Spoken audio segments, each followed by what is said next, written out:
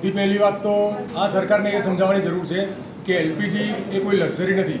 LPG એ સામાન્ય માણસની જરૂરિયાત છે.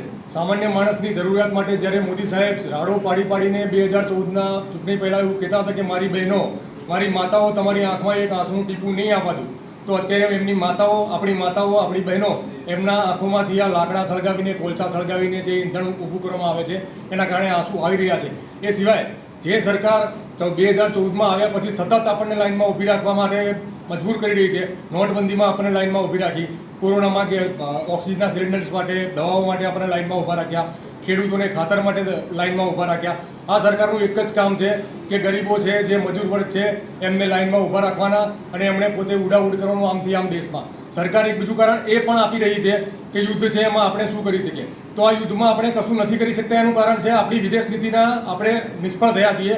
ઈરાન એ આપણું પરંપરાગત મિત્ર રહ્યું છે. ઈરાનની 6000 વર્ષ જૂની સંસ્કૃતિ છે અને 1950માં નરુજુની સરકાર દ્વારા ઈરાન સાથે જે મિત્રતા કરાર કરવામાં આવેલો છે એ કરારના હેઠળ આજ સુધી ભારત અને ઈરાનની મિત્રતા જળવાયેલી રહી છે અને ઈંધણનો જે પણ પુરવઠો આપણને ઈરાન તરફથી આપવામાં આવે છે એ આજ સુધી અટક્યો નથી. અને અત્યારે આ અટક્યો છે એનું કારણ એ છે કે ઈરાનના રાષ્ટ્રપતિનું ખામનેઈજીનું જે હત્યા કરવામાં આવી ટ્રમ્પ દ્વારા અને ઇઝરાયલ દ્વારા કે અમેરિકા દ્વારા, એમાં આપણે એક શ્રદ્ધાંજલિ રૂપે સંદેશ પણ આપણી સરકાર દ્વારા આપી શકાયો નથી.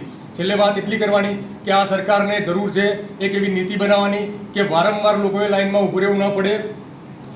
અને બીજું કે જે સરકારની આ નિષ્ફળતાના કારણે બ્લેક માર્કેટિયર્સ જો ઊભા થઈ જાય છે, જે ગેસના બાટલા આપણને 2014 પહેલાં 400 રૂપિયામાં મળતા હતા.